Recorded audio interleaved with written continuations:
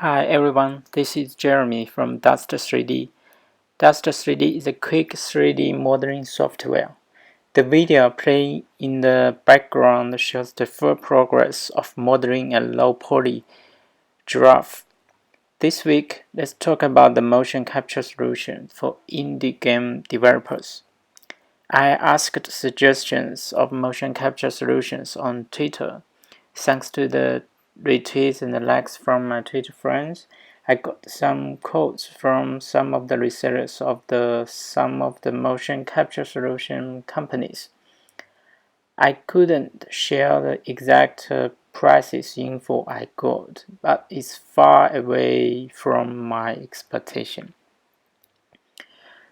Besides the motion capture suite, I tried the TensorFlow PoseModel, using the AI to recognize the pose from webcam. It works in some can. For one picture, the result is not bad.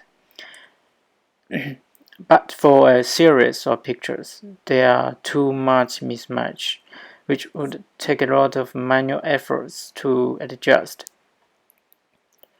And to bring TensorFlow to Dust3D, there's an extra 100 megabytes of the Qt WebEngine dependency. I don't want Dust3D brought to that big yet. If you are interested, please check the tfmocap branch on GitHub. So I fall back to my original keyframe solution. I fixed some rig issues and made an experiment work animation. The result is pretty good, thanks to the help from Roger Dapico.